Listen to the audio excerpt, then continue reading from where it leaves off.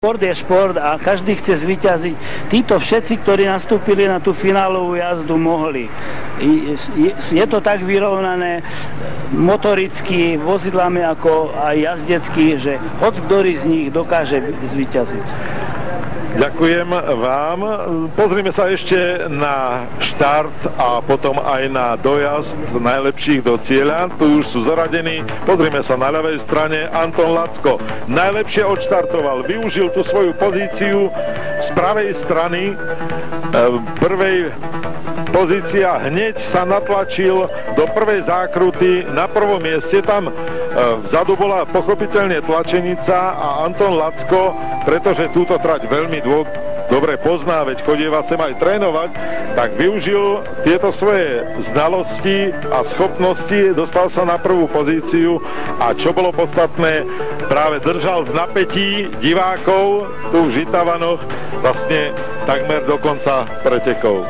No a tu už vidíme dojazd, kde dominovali českí pretekári, víťazstvo si vybojoval Milan Stárek, na druhom mieste skončil Jaromír Štetina a čo je dôležité, na treťom mieste slovenský reprezentant Anton Lacko.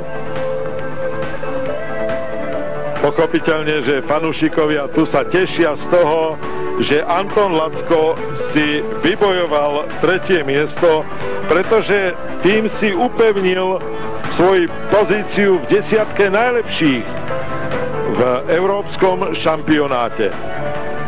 Po týchto pretekoch ostáva v desiatke a to je vlastne pozícia, ktorou môže v posledných dvoch pretekoch majstrovstiev Európy ešte si vybudovať lepšie postavenie, aby, dajme tomu o rok, keď sem predpokladajme opäť zavítajú preteky majstrovstiev Európy, prišlo do hľadiska viac ako dnes, dajme tomu tých 5000 divákov.